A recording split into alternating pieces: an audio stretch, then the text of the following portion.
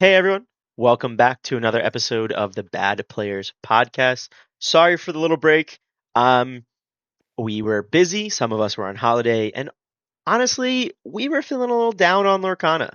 The meta is a little weird, and we were just kind of feeling a little unmotivated, but we have set champs coming up. We have an Asia launch tournament coming up, and we have stuff we want to talk about. If you're wondering, Andrew is looking a little bit different today.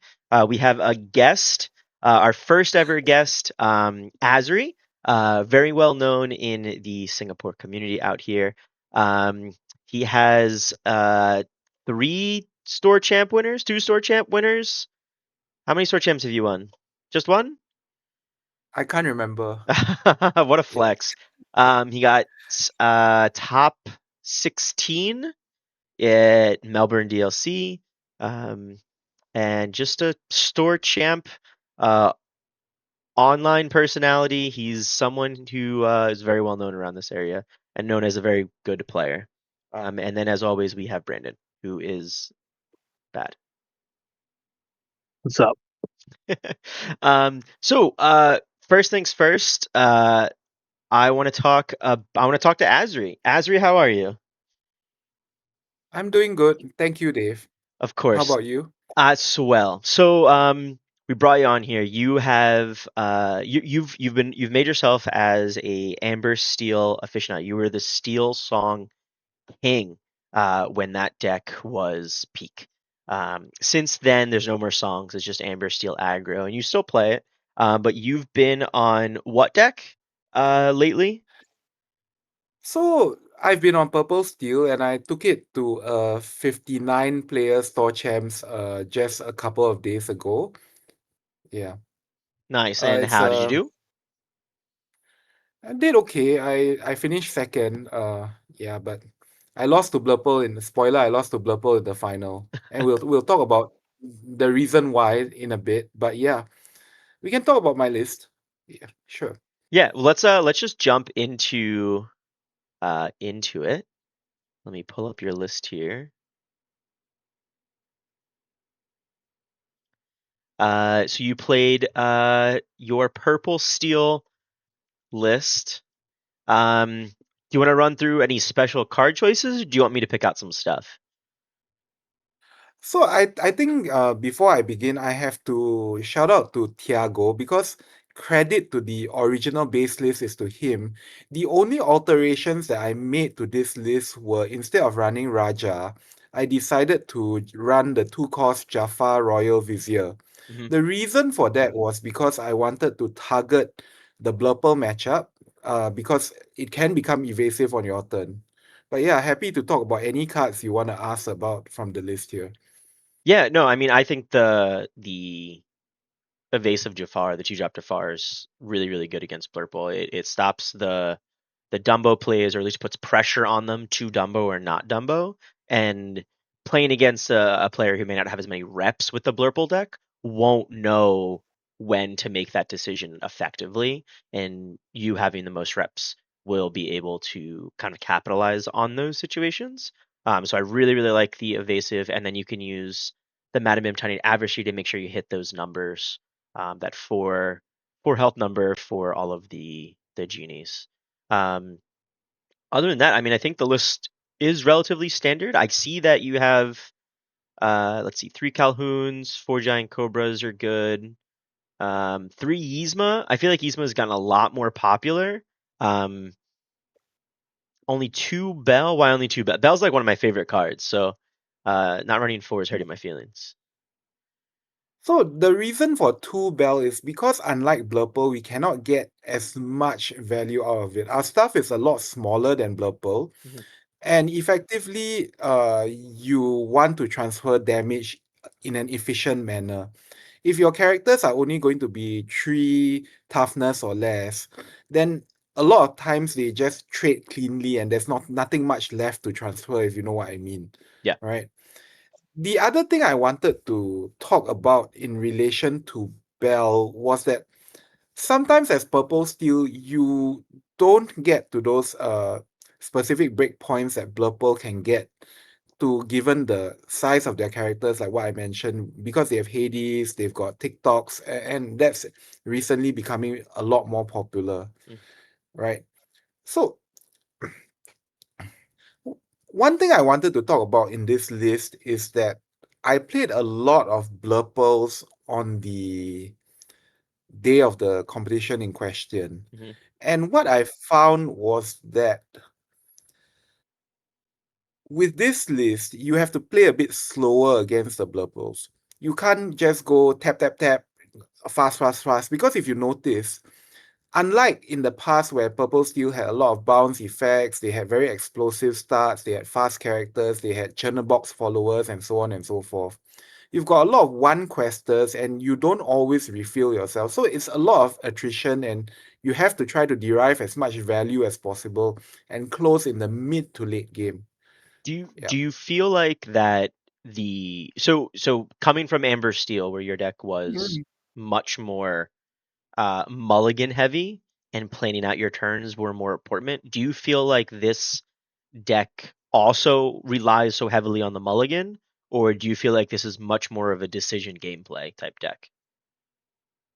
I think it's a lot more of a decision gameplay type deck because theoretically, if you look at the deck, what you really, really want to be doing is to be curving out. You want a turn one, a one drop on turn one, a turn two, two drop, turn three drop, and turn four drop, which hopefully is a genie because that's your best four drop in the deck, except against blue green. But at the same time, the mulligan is intensive for this deck insofar as you need to look for specific cards in certain matchups. For example, against blue green, I would always want to hard mulligan for Fire the Cannons to take out their small Clarabelles and Basils or whatever it is to prevent the shifting into the Baymax or the big Clarabelle. Because once you deprive them of that early, it's relatively smooth going against that deck. Against Blurple, on the other hand, you really, really need to find your strength of a Raging Fire. Because bearing in mind your curve, you want to set up a 1, 2, 3, 4, if assuming you're lucky enough to go first. And that allows you to take out their genie, or you can save that strength for a big character like a Madam Mim Elephant. And it's key not to turn in that matchup in terms of questing until you're able to remove these big targets. So Yeah, we always had a really good discussion of whether or not yeah.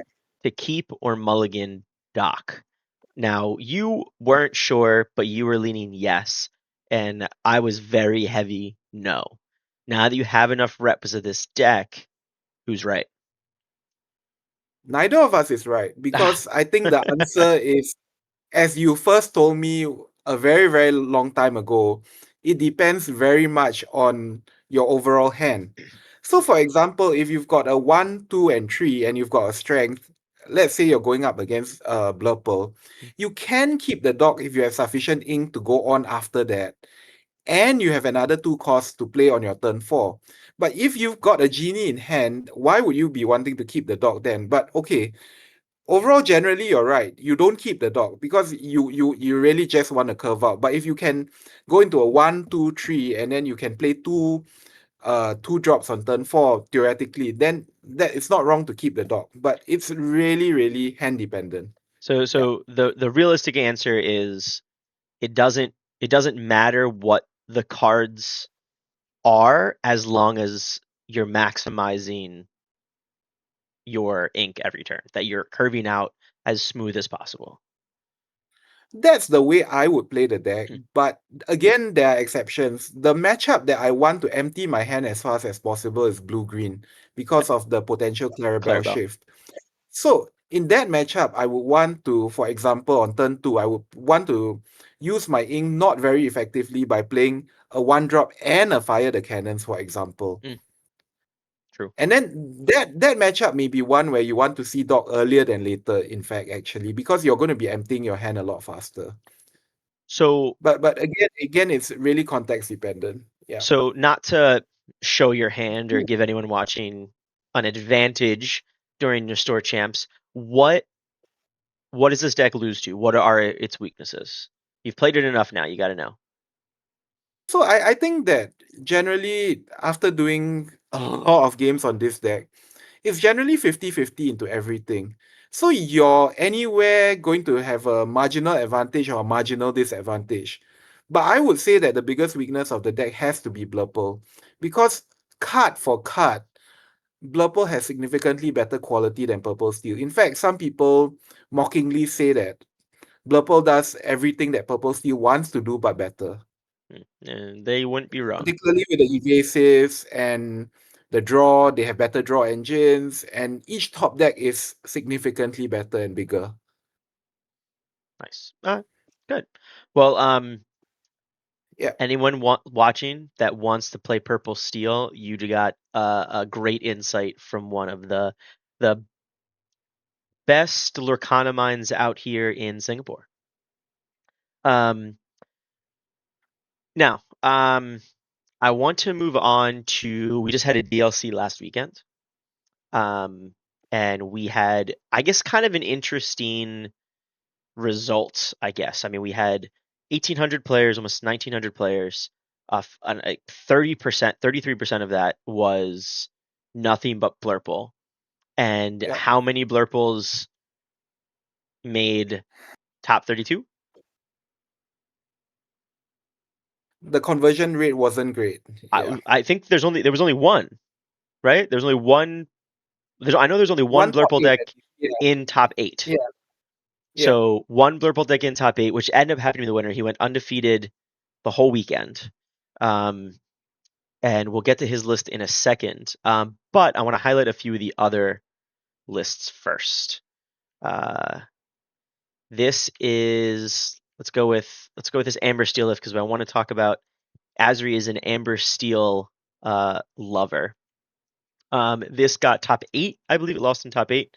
I think everyone saw this list and it looks normal, right? It looks normal because I think it looks normal to us because we played a lot of 5 to 8 format. So seeing things like Jim Deere and Penny um, look normal to us because we're used to seeing those in Amber Steel deck. But those aren't regularly played now since set 9. Uh, do you guys think that those help this deck? Does that help the protection? Or do you think something better could be played there? What kind of critiques could you guys make to this? So I think first things first, the thing that jumped out at a lot of people when they saw this list, and this was something that quite a few friends spoke to me about also, was the fact that this list has 21 or 22 uninkables in it. And everyone was asking me, how does this list go on? And how on earth do you not break with this list? Particularly bearing in mind you're playing 4 Nalas, you're playing like 3 Calhoons as well, and 3 Fire the Cannons as well. So the simple answer to that is that you look at the curve and you probably don't need to ink beyond 4.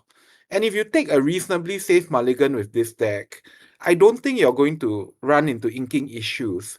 But of course, you know, the way I look at it is that if you have a reasonable hand, you should keep it because generally you have good card quality, and that's always been the thing with Amber Steel.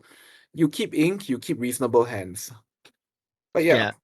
Yeah, I think yeah, yeah. one of the first times I ever met you, we were talking about the mulligan for Steel Song, and you were complaining that there were too many uninkables in your deck and you didn't know what to do. And I said, why? And I think I asked you, like, why are you mulliganing away ink? And you were like, oh, why am I doing that? And from then on, uh, I know that you like understood that planning out your turns from the mulligan was important. I think that's still true with Amber Steel with these high uninkable decks. Um, but yeah, if No, you're don't just if you have like a Penny, a Jim Deere, and a Troubadour in your opening hand, like only sending away the Jim Deere and keeping the other two to have options and to have ink uh, is a more effective game plan. Like you can plan out your turns. It's better that way.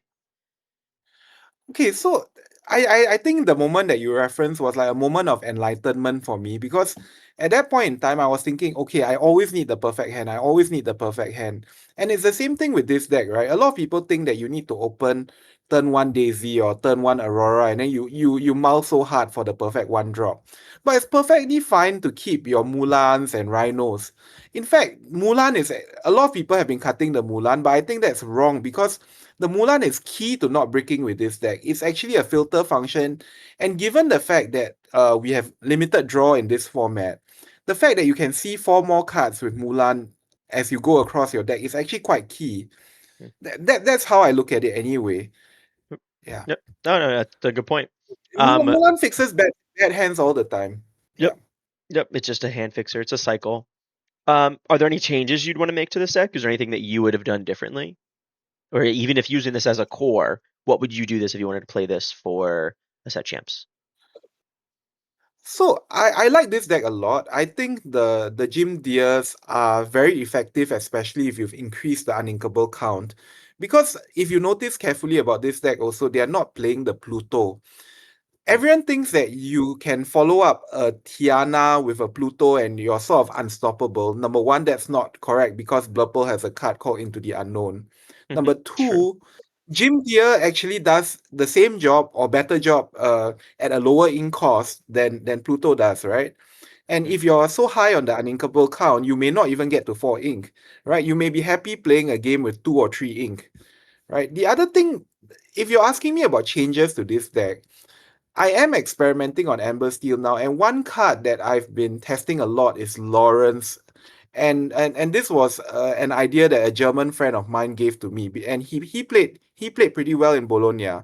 I think he went 9-3, but he couldn't make top cut for some reason or other. mm, But Lawrence has proved very effective because of the pure stats, right?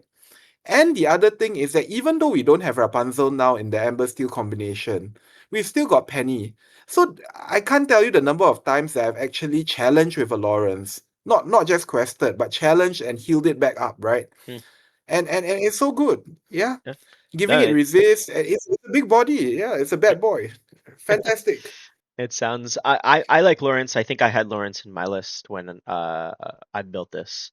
I think it's just really really good. I think I put it in when like strength when the moment we had that and strength, it feel like an auto include. Um, they work so well together. Um, I didn't have Penny. I had what's the heal card? I had a heal card. Um, Mirabelle. something like Mirabelle? that. No, Yeah, Mirabelle. Was it Mirabelle? I had something else, but I had a heal card. Um, in as the one well. that costs 3 and then she draws you a And card you as draw a well, card. right? I When think I she had that heals. one actually. Yeah. Yeah, yeah. But I felt very three heavy. But either way, I really really like Lawrence. I think it's a good card. Um, nice. All right.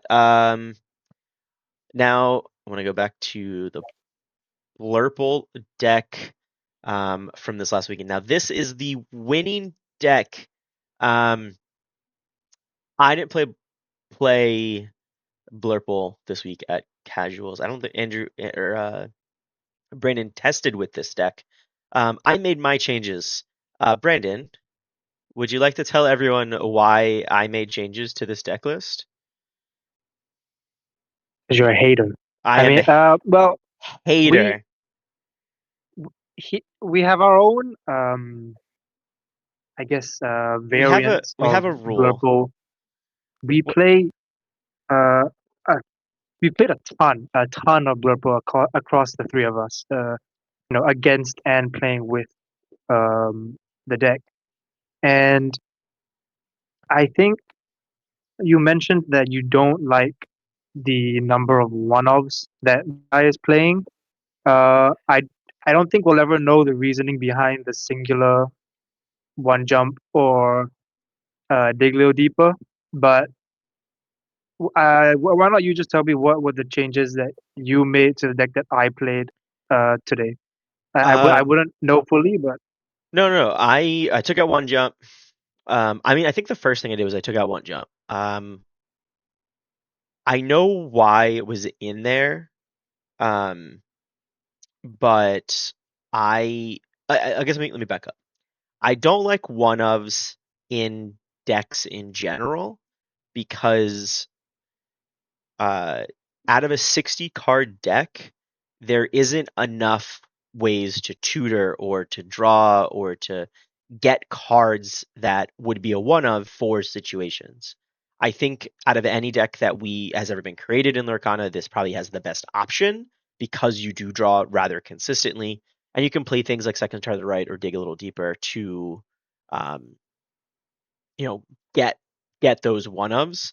But I did take out one jump. I put in one Magic Feather.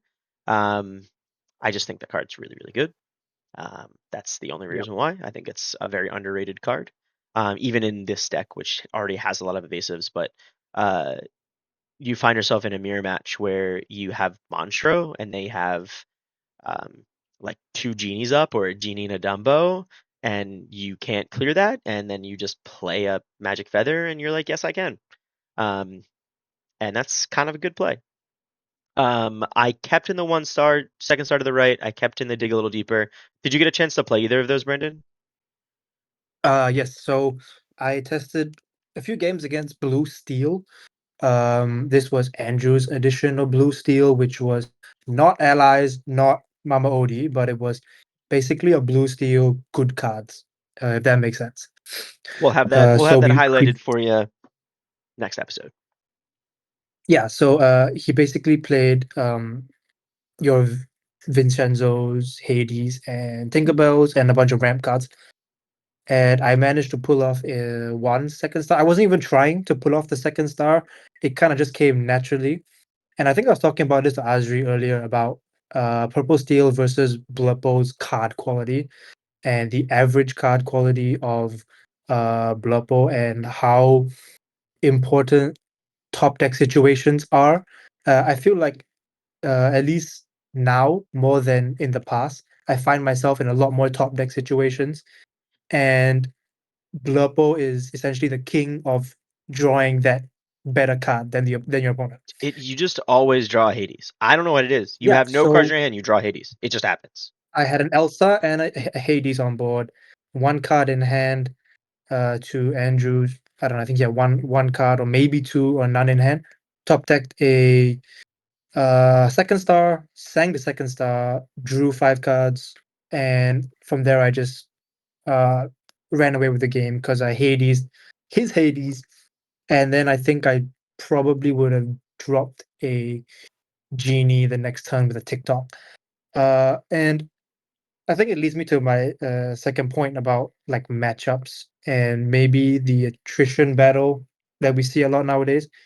Uh, so Azri, how does maybe I'll backtrack a little bit, but how would Amber Steel strategize its turns given the amount of Under the Sea we see now, as well as you mentioned, In the Unknown and Hades that we're seeing in blue in Blood Bowl. Uh, you're not relying so much on Tiana and Pluto, as you mentioned, because of how efficient Into the Unknown and Hades can be. But I can't wrap my head around how if both decks have a fair start, I don't mean Amber Steel having the nuts all the time, but how does Amber Steel play around a deck like this that um I even see they have what's this magical maneuvers Oh, did you get that to play that today? I did. I did. And let me tell you, it was insane. Yeah. I magical maneuvers, I bounced back my Hades, exerted Oh, one of his characters, challenged the character, replay the Hades. I'm telling you, okay, the magical maneuvers is such an insane play and it makes so much sense it because does. it's It like a does. Madam Elephant, but for 2 costs. Yeah, You're not it's doing so anything good. crazy with it. You're just bouncing back Hades, a big Elsa, or if you want to draw extra cards, bouncing back a genie. It's so simple, but in a Blurpo deck, so powerful. So maybe I'll just pass it on to Azri. Maybe you can explain, yeah, since you did play Blurpo in the finals, how does one even combat a deck with literally 60 very good cards? Okay, so I think it depends on the perspective of whether you're playing Amber Steel or Purple Steel. From a Purple Steel perspective, I would want to go as wide as possible against the Blurple, because the way I look at it is that generally, they can only play one Elsa a turn. They can only play one Hades a turn. Of course, with magical maneuvers, the situation changes a bit, right? And I think with Amethyst Steel, you have to be very, very careful with inking your resources and cards against Blurple. So your card draw resources are paramount against Blurple. The timing of your Ismas are paramount also. You play down an Isma after they've Hades something. You watch out and you try to play around. I had to play through 5 Blurples on Sunday. It was that popular at the store championships. And I generally feel that there's no good answer to this except, as Dave would say, you just gotta be the better player, right? You just gotta outskill them, try to gain every single advantage possible, punish all the small mistakes. For example, one of the players I played against, he quested with his Elsa 5 instead of challenging, and then yeah, I challenged back with the 2 cost Jafar, and then you sort of gain some kind of advantage from there. Okay, on an Amber Steel front, it's a lot easier because generally on the play against Blurple, you can go so fast that given they are ramping and doing one card a turn, one character a turn, you can probably scrape out the law total on the play. Mm. On the draw, you have to be a bit more careful with your resources.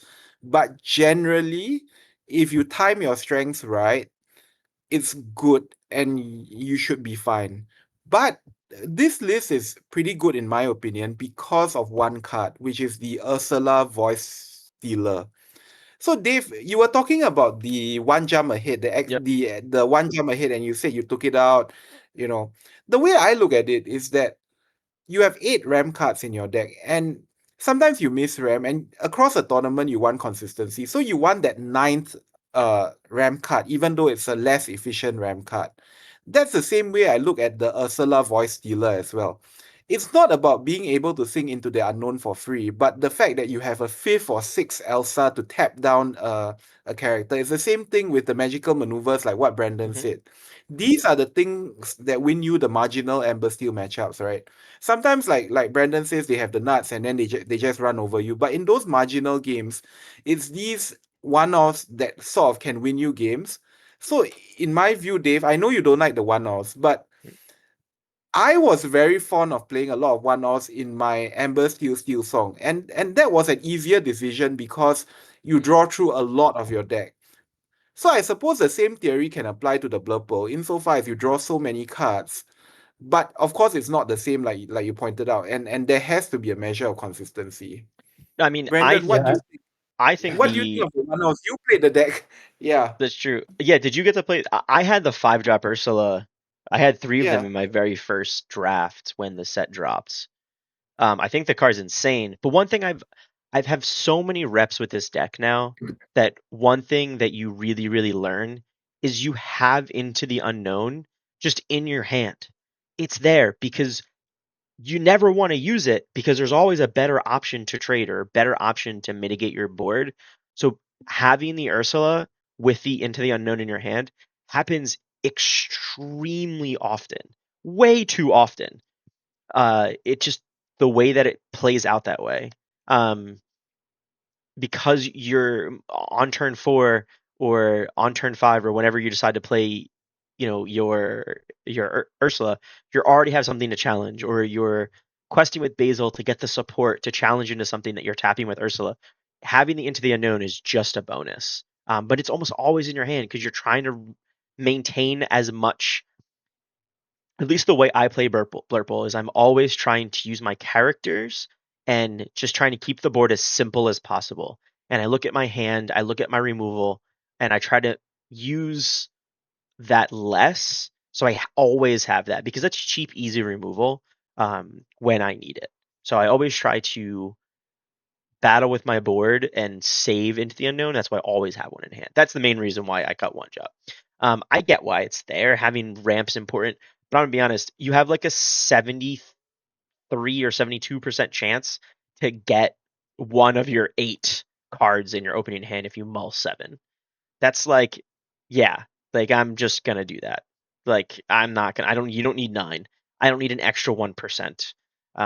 The difference is minimal. I think it's actually like a 68% to like a 69% or something.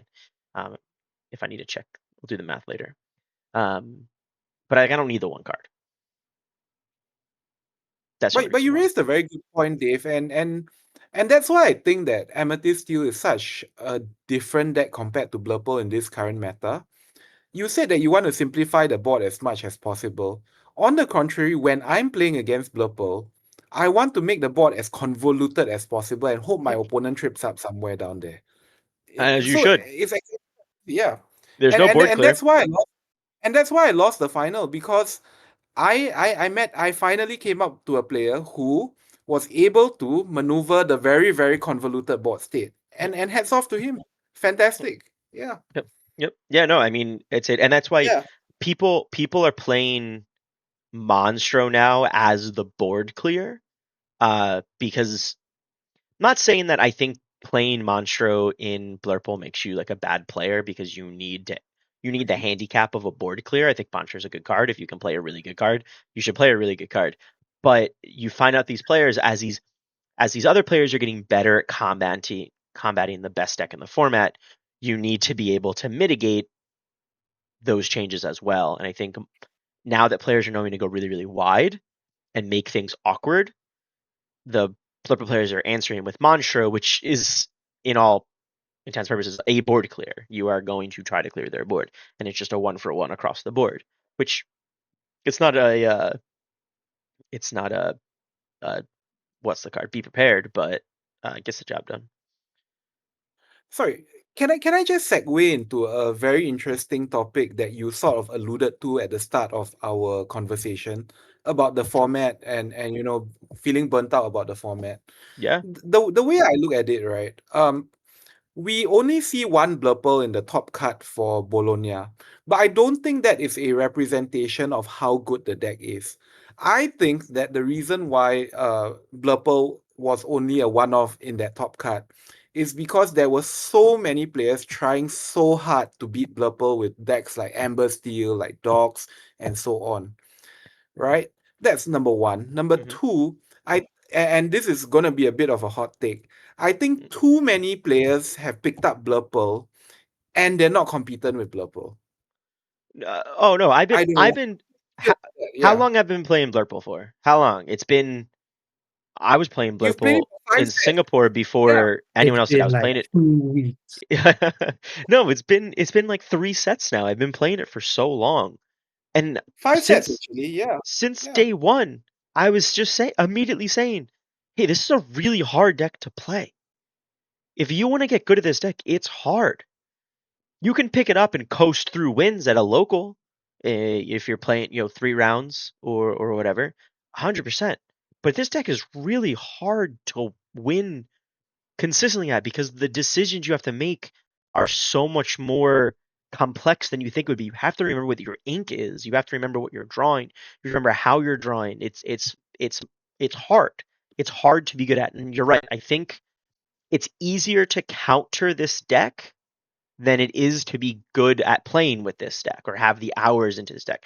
Uh, what's it called? It's easy for to play Amber Steel. It's easy to counter these types of decks than it would be because you only have to just play those decks. You don't have to put in hours into this deck um, like as you would. It's just the time commitment's different. So I think you're right.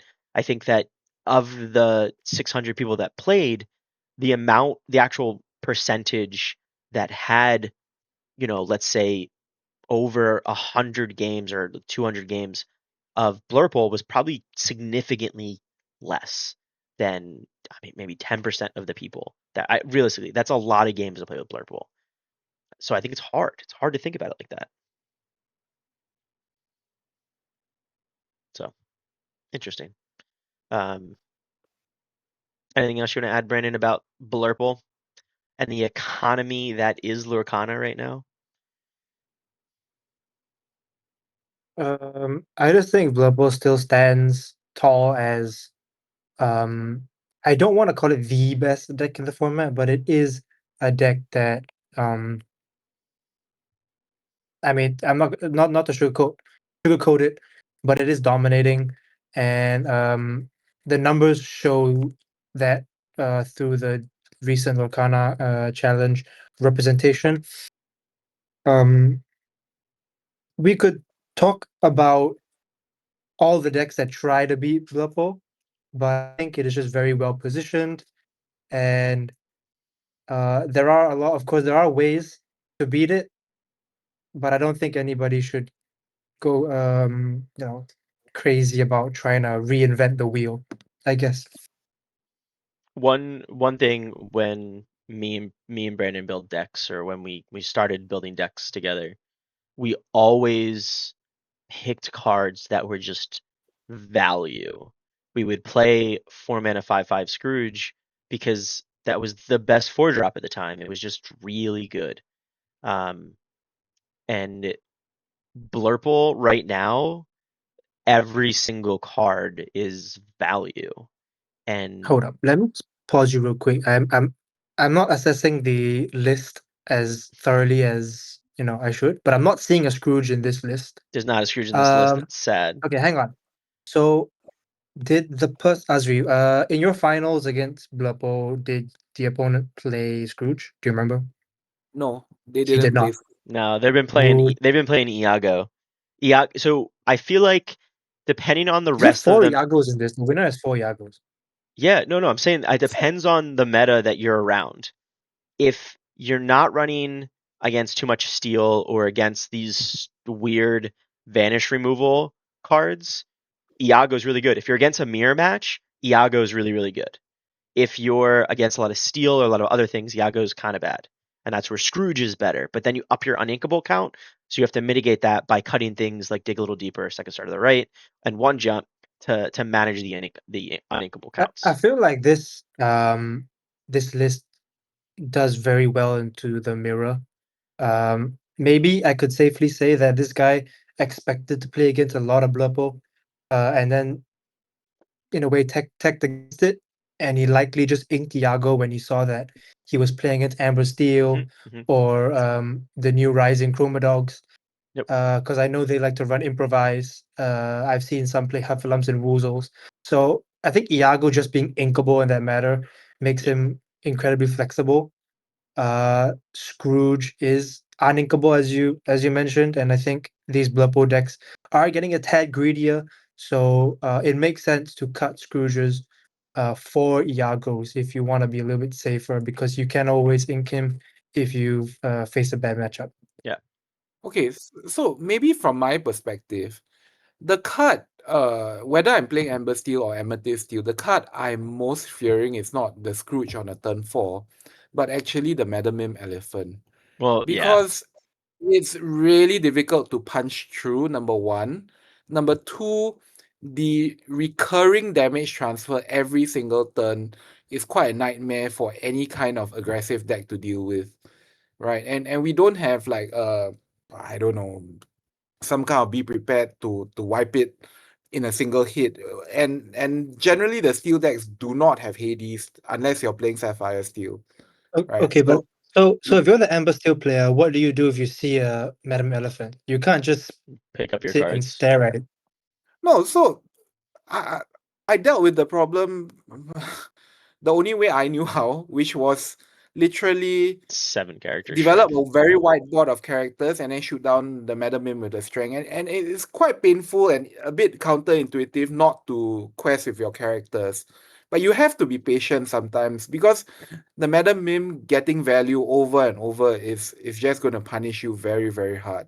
And and and I Yeah. suppose that even if you do use a bodyguard like Pluto or Jim Deere, as you mentioned, there's always the punchback of into the unknown. Your bodyguard, the elephant crashes into something, and damage is just always being put on the elephant to move next turn. Yeah. So for example, I'll give you an interesting board state that I encountered, which I felt that the player did not capitalize on. I had an exerted Tiana and some characters on the board. I can't remember what. The elephant was just standing there. He quested with the elephant rather than charging the elephant into my characters. And the way I thought about it is that even if that elephant takes 1 damage 1 turn earlier, it can always transfer that 1 damage to the Tiana and thereafter pay 3 to challenge back into the Tiana, right? And then you've solved the problem of removing the Tiana. So I think the elephant has a lot more use than just, bouncing a Hades and having that dream scenario that we always think about. But yeah, the elephant is very, very strong. Stats No, are premium in this meta. Yeah, it's a yeah. very strong turn 4 play. So Go ahead, one Ezra. way to deal with the elephant is also not allowing the elephant to come onto the board. And that's where I like fire the cannons a lot. I know people don't like fire the cannons because it makes you have to play off curve. But if you shoot down their one cost or their tipo or whatever, they can't elephant. Right? And then you're safe to quest. Yeah, So one thing that I yeah. think one thing I've spoke to you a lot about as well is that Yeah. playing something off curve to make your opponent awkward isn't like a bad play. If you have to make an awkward play for yourself, make sure that the opponent is also going to have to be awkward or make an awkward play back and keep things on an even playing field. So, anything to add, Brandon? Azri, are you there? No, I agree. I agree. I think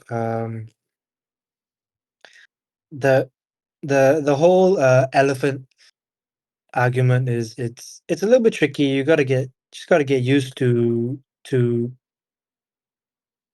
like I guess just the matchups. I mean, I don't mean to sound like a broken record, but like I guess just getting reps and playing with the elephant in your deck just gets you more attuned to what you want to bounce back and when you want to bounce back your characters with elephant. He may not necessarily always be an on curve play. Like Azri said, there's always the threat of fire the cannons in his Amber Steel deck or Green Steel deck for that matter. Uh, as we saw today, we won't dive too much into it, but Green Steel playing stuff like Chromacon and Fire the Cannons is just a very deadly combo that really slows down a lot of these purple decks. So yeah, I think if you want to try out Elephant in your deck, uh, maybe not four off. Maybe you guys agree or disagree, but I wouldn't play four I Elephants. think it just depends on the meta that you're going against. If you're going against Yeah. dogs, if you're going against Amber Steel, running 3 or 4 is probably fine. But if you're a lot of Blurple, two is a really, really good number. All right, we've spent a lot of time on Blurple, and we could probably spend the same amount of time. One more deck that we want to talk about today is the Green Steel deck that got top 4. Before I talk about this deck, because I played it this week, do you guys want to say anything about this deck list before I absolutely roast it? 4 Emerald Chroma cards. That's all I'm gonna say. I'm I'm gonna gonna let Dave talk about his I'm gonna experience go with off Chroma for cards. the next 10 minutes about this deck. I'm So gonna let all the viewers grab your popcorn, just sit down and listen to a man who played a bunch of games with Green Steel, this exact list, and he's not the person that got top 4 in the DLC, but he has a pretty good idea of how to play the deck and what he would change. I So, would, Azri, anything? yeah. Is there anything before I go off? All I will say is people just need to learn how to play against Chromicon. That's all. Yeah. This deck is garbage. The man who played this is just dodged everything. I, he built this deck completely just I don't understand. I don't understand. If you draw 2 Chromacons, you lose. That's it. You just lose. If you draw 2, it's the craziest thing. Yes, Chromacon's good. Yes, having a race is good. But if you don't go first and you draw literally 2 uninkables, you just lose. It is insane. This man dodged everything, must have won every die roll. You watch the gameplay that he had. He never made great mind breaking plays or anything like that. He just put cards down, quested, played Chromacon on 3, and went. I never saw him have two Chromacon. If he did, he discarded it, which is what you should do, and that's what a good player would do. But if you don't have an outlet for that, you have if you have a Chromacon, you also need to have a one drop, which means you have to sell your one drop cycles, which means you have to have Curse Morphwork or you have to have Fred. And if you have to have all of these things, then it decreases the consistency of a deck. This man is incredibly lucky. That's it. That's it. I So I do you I think do you ah, think he built ah, this for a specific meta, and did he attack it well? I don't want to take any credit away from him because top four obviously is still an achievement, you're right. as I'm crazy sorry. as the deck seems. He's not But terrible, but okay, this is bad. but do you okay? Like I can agree with you that he probably just got some favorable matchups with favorable situations. Seeing the deck because I've also played something similar like this, and I can see how it can really break your hand. But at the same time, like, what kind of meta are you looking for if you want to play green steel? It doesn't matter. For people who play It green doesn't steel, matter. This deck's solitaire. You're playing Pokemon. you're just playing by yourself. You're playing by yourself. You're playing to do one thing, and that's turn sideways and draw Chromacon. Okay, I guess that's fair. I do see the play with this. The It just abuses the six ward characters that it has, I, and honestly, that doesn't even matter because there's no spot removal, right? okay, Like, but I did yeah, see sure, it's two gonna plays. stop Hades. It's gonna stop your um, uh, Elsa triggers or Into the Unknown trigger.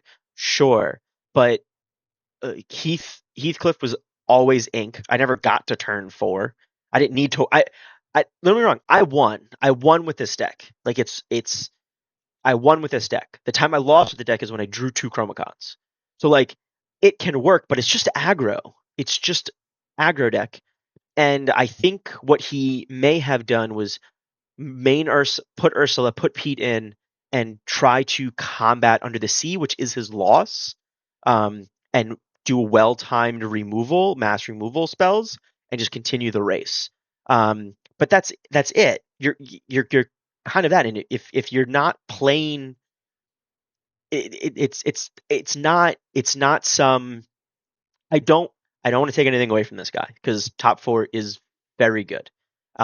And I'm very proud that something that we're not used to seeing is there, but I don't want people to overly glaze this deck or realistically pick it up and play it. There's better aggros, there's better combats. I think in the Singapore scene, considering we have a best of one format through the DLCs, this could be used. Granted, we'll have set 10 when that's around, but this is just aggro. It's just burn. It's just I I turn rather just play sideways. the one that I'd rather Lorcana just play. decklist played, which I'd is rather the just one play with Max Proof. dogs. I'd rather just play dog. Yeah, I'd rather play the one that had the whole Lurkana world. Play Max Uh, Proof, bring back Mother Knows Best in Strength. That it's works. it's. I do think that's better, but that's much more control. And at the end of the day, I think Blurple just has a better control, so I'd probably just play Blurple. But if you're looking for something different and Yeah. fun, yes, I think that's good. But this is just burn. It's just aggro, and you don't you don't win in tournaments playing aggro or burn without luck. And I think this is just capitalizing on a lucky scenario. Again, not taking anything away. Decision making still hard, but I don't want people overglazing something just because it's two different colors that we haven't seen in a while, and it's not standard that we're used to. That's all. So, to play devil's advocate, right? Don't do This it, deck would you lawyer. You this deck would pair up very well into Blurple, right? Don't you no. think? I beat Blurple. No? We played 3 games. I won all 3. Yeah, exactly. That's my point. It does very Oh, well into Blurple. Yeah, and that would have yes. been the deck of the day, right? Yeah, given the meta share. Uh, let's I don't see. disagree with The you, the but the only I'm thing I hmm, think I think the issue is this because you win game 1 against Blurple because they ramp. That's it. They lose a turn. They straight lose a turn by ramping. Any and we other win. Yeah. game 2 and 3, all you have to do as the Burple player is hard mulligan for your one drops and you win. That's it. There's no other scenario. Like there's no other uh, hard anything like that. You just hard mulligan for your one drops and you play them. And you don't care about their lore because There's no instant lore in steel or green that's played. So all you have to do is just don't ramp, hard mulligan for your 1-drops. You can hard mulligan for a Tipo if you want to, just to keep the curve going. But you don't play Sail. You don't play Sail. That's the main thing. And then you just put down an Elephant or an Iago, and you just keep going. And you eventually will counter their board when they're probably around 15 or 16 ink, and then you will have your board because your character's willpower is just too high. It doesn't matter if they're bouncing anything back because you get to keep playing these things. You don't die from Iago, things like that. So trust me, it seems simple because it is. And I think this guy capitalized on not understanding how to do Chromacon, which is what you kind of you have to learn how to deal with Chromacon, which is you don't care and you just challenge everything you can before they can play their Chromacon. Because if you can challenge, and if they just leave everything up, then okay, then you ramp and then you remove things slower. And there's other ways to play with that. But then also you have evasive questers that quest for 2, like Genie and other things, that can outrace if they wait. And that's a huge thing to do because this deck is just a race deck. If they can get 5 or 6 lore before you can get any lore, they win because you can't challenge their characters fast enough. Then that's it. So all you have to do is clear their board, and if they don't quest to clear your board and they play the Chromacon, then you can win the race because you have larger questers and larger characters that they can't deal with. Okay, I'm done. Goodbye, everybody. So on that topic of elephants and Yagos and things like that, right? I actually think it was rather strategic of him to play 3 Fire the Cannons and of course the default strength. So, Mhm. I mean, I personally don't like the deck, but credit to him for going with a plan, and I think it worked, right? Top 4 DLC. But yeah, he lost to Yes. Amethyst Steel, and that was pretty expected, right? Yeah. Yeah, but I mean, he just Yeah. like I'm saying is he just had to have dodged. He had to have dodged Purple Steel all day. He had to have never fell victim to a top decked Under the Sea after an Ursula. Like he just there are there's a lot of there are more situations in my head that would ruin his day that apparently just never happened. And again, I'm not trying to take anything away from him. He did more than me than I have at a DLC. So good for him. But I don't want people to overly glaze something that isn't. It's just a burn deck. It's just Okay, a burn but deck. so if somebody wants to play this at a store champs, what advice would you give or what would you change? And don't say just play Blurple. Let's say they have the cards ready. I know you don't like it. Okay, but let's say I just bought 4 Ask D23 for a Ursula refund. and Where am I I? just bought 4 foil Chromacons and 4 foil Docs. Here's I mine. want to play this deck. Here's mine. What do I do? Do I just net deck this and call it a day? Yes, but I would add more Clarabelles. 3-drop Clarabelle 3 is really drop good. double. So Um, this I is would this is add that. very interesting. But a very similar deck ended up top 8 at our store champs, which had 59 players. And all I can say is that people just didn't know how to play against this deck. Yeah. Also, like again, It's a rogue deck. It's a rogue deck. again, I'm really with Azri on this because a lot of people are playing blue green in at Bologna. They run 1-drop Clarabelle. Game 2 and 3, you just play the 1-drop Clarabelle and destroy the Chromacon. What do you mean? What do you mean this deck got top 4? But he's What do you playing mean? 4. He's playing 4 Chromacons. Every single green player shifts for Clarabelle. That's not this deck, aggro deck, obviously. But everyone, all of them are playing control. All of them run Clarabelle. You don't ramp. And on 3, you just play the Clarabelle, destroy the Chromacon. Well, what if they don't play Clarabelle? Chromacon on 3. Okay, then destroy it on 4. I don't know what to tell you. No, You but just on hold it turn in your 4, hand.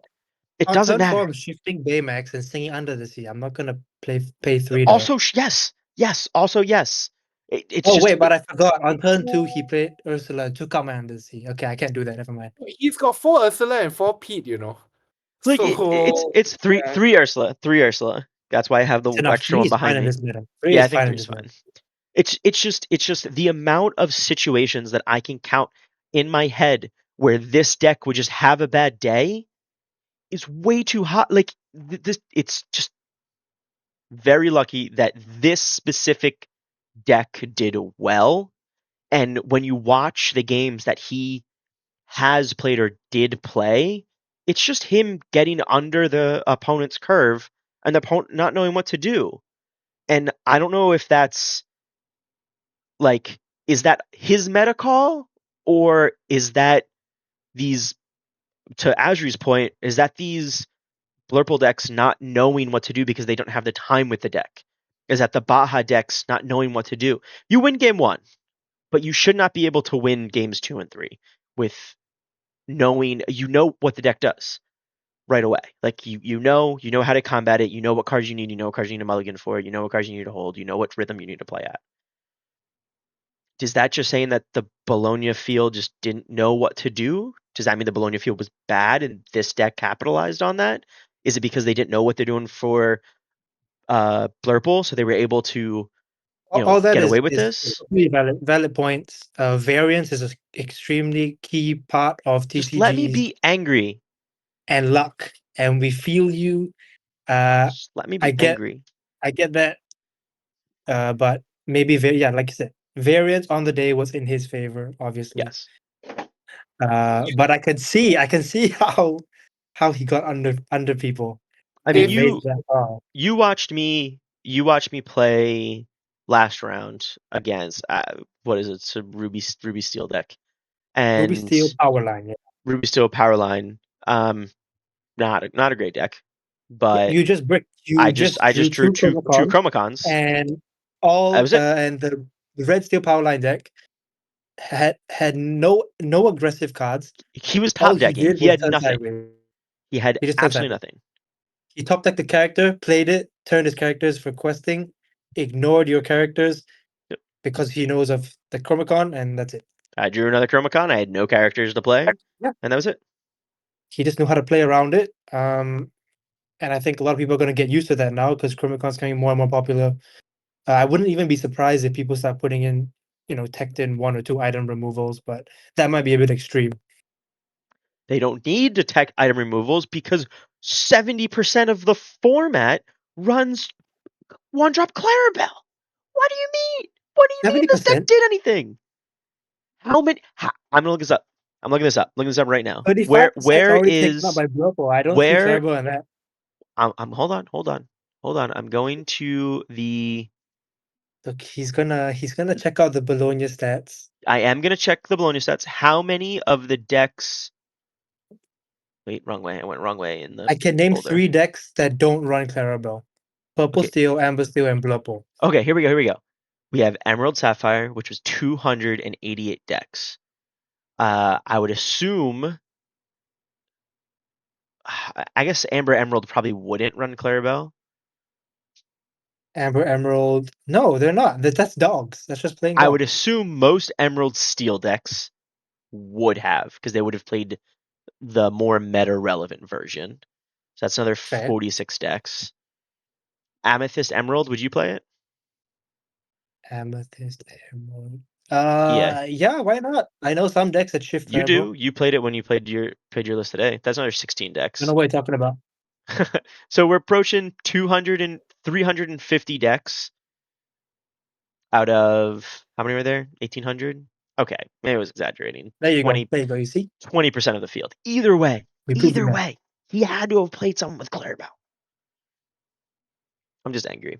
I'm just angry that people look at this and go, But "Oh going my back to my god, previous point, I think it's a shiny new rogue deck. toy." It's a rogue deck that took people by surprise, and people just inked maybe that one drop Clarabelle and didn't banish the Chromacon, and they paid the price for it. Yeah, That's I all. mean, that's fine. It's a rogue deck. I really think this is a rogue deck. This is something that will take people by surprise. Because when I think of Green Steel, I don't think of this version. Just let me be angry. Okay, you can go to bed and cry yourself to sleep. I will. Uh, I'd like to thank Azri for coming on by. Azri's a great mind in the Lorcana community. We're happy to have him here. Azri's frozen Thank on you for my having me. screen. But are you there?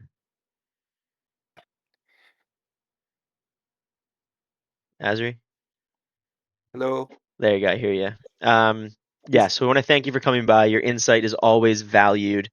We love having you. We love talking to you. Thank you very much. Thank you for Um, having me. of course. Brandon, any last words? Yeah, just a big thank you to Azri for helping us out and sharing some insight to the Lorcana community. As always, individually we're good. Together we're bad. See you guys next time.